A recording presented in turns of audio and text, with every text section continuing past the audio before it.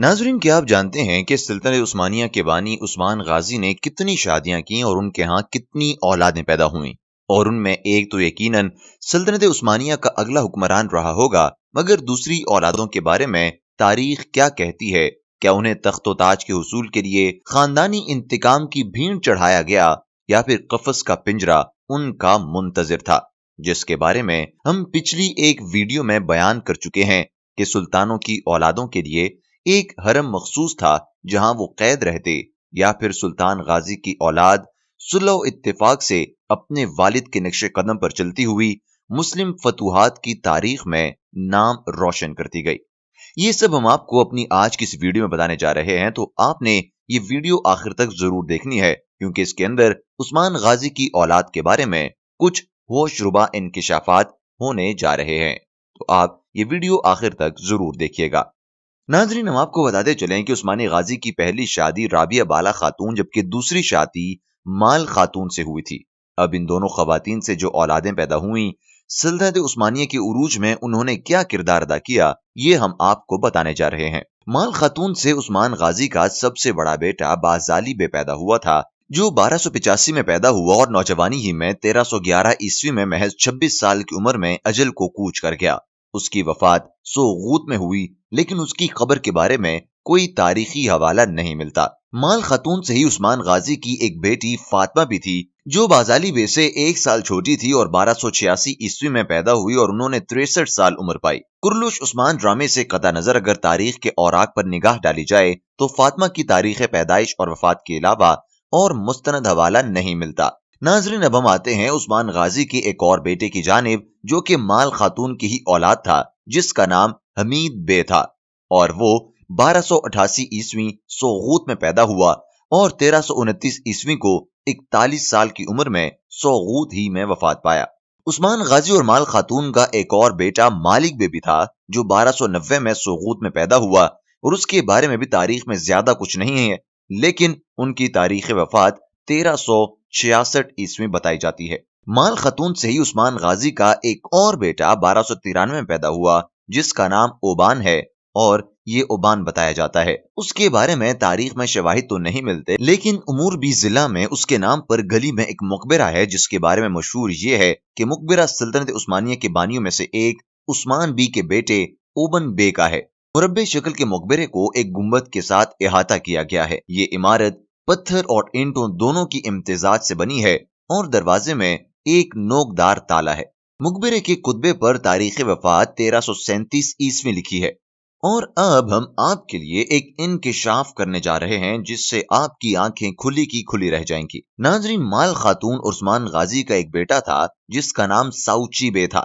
आप यकीनन इस बात पर हैरान होंगे और कहेंगे कि साउची बे तो उस्मान गाजी का भाई और अर्तुरुल का बेटा था, लेकिन हम आपको बताएं कि 1294 के लगभग उस्मान और माला खातून के यहाँ एक बेटा पैदा हुआ, जिसका नाम उसने अपने भाई साउची बे के नाम पर रखा, जो उस साल इनागोला कले के मार्के में शहीद हुआ था।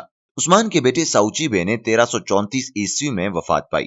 उस्मान गाजी के उस बेटे की जानिब आते हैं अब हम, जो उस्मान की वफात के बाद उसका जान नशीन मुकर्रर हुआ। नाजरीन, हम आपको बताते चलें कि 6 फरवरी 1288 को माल खातून ने उरहान गाजी को जन्म दिया, जो सल्तनत उस्मानिया के दूसरे फरमारवां थे। उन्हें सल्तनत उस्मानिया का असल बानी करार दिया जाता है, जिस पर उन्होंने 1326 से 1359 तक हुक्मरानी की। उन्होंने मगरबी इनातोलिया का बेशतर हिस्सा उस्मान कलमरू में शामिल किया, जबकि उनके दौर में पहली तुर्क अफवाज यूरोप में दाखिल हुई। वो 1359 ईस्वी में 75 बरस की उम्र में इंतकाल कर गए और उन्होंने 30 साल तक हुक्मरानी की। उरहान ने जब तख्त संभाला था तो उनकी उम्र उस वक्त तकरीबन 42 साल थी और वो फन्ने सिपाहगिरी में उस्मान गाजी के ज़ेरे निगरानी महारत व कमाल हासिल कर चुके थे। इसके अलावा उरहान एक आला पाए के शायर भी थे। जब राबिया बाला खातून से उस्मान की तरफ एक औलाद अलाउद्दीन भी पैदा हुई। 1290 में पैदा होने वाली ये औलाद सोगूत में पैदा हुई। इस तरह उस्मान गाजी के टोटल 7 बेटे और एक बेटी थी। उनके तमाम बच्चों ने वालिद के नक्शे कदम पर चलते हुए अपनी फतूहात का दायरा वसी किया और 3 बर्रे आज़मों पर हुक्मरानी की। तारीख में उस्मान गाजी के 2 बेटों उरहान और अलाउद्दीन का ही ज्यादा तस्करा मिलता है। कहा जाता है कि उरहान अपने बाप की तरह बहादुर और जंगजू था।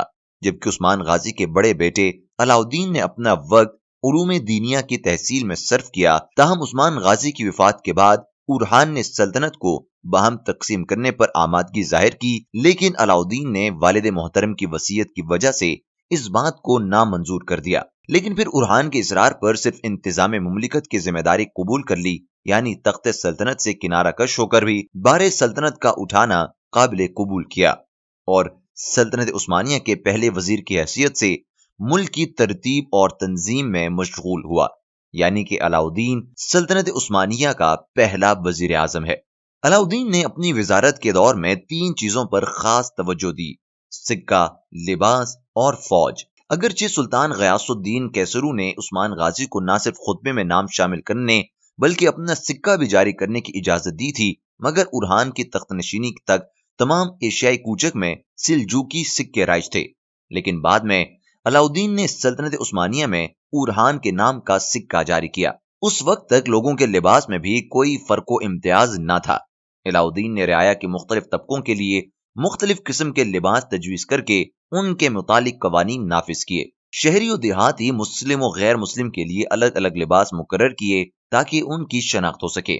علاؤدین کا سب سے بڑا کارنامہ فوجی اصلاحات ہیں، جس سے سلطنت عثمانیہ کی طاقت دفعتاً بڑھ گئی۔ دنیا کی پہلی منظم فوج ینیچری بھی انہی کے دور میں بنائی گئی، جس میں مفتوجہ علاقوں کے غیر مسلم غلام نوجوانوں کو اسلام قبول کروا کر فوج میں شامل کر لیا جاتا۔ علاؤدین کی تاریخی وفات 1332 یا 1331 عیسوی بتائی جاتی ہے، اور وہ اپنے بھائی اورحان کے پہلو میں دفن ہے۔ ناظرین، یہ تھی عثمان غازی کی اولاد کے بارے میں ایک مختصر سی ویڈیو، جس میں ہم نے آپ کو اس کی اولاد کے بارے میں بتایا ہے، اور یہ بھی بتایا کہ سلطنت عثمانیہ سے جڑی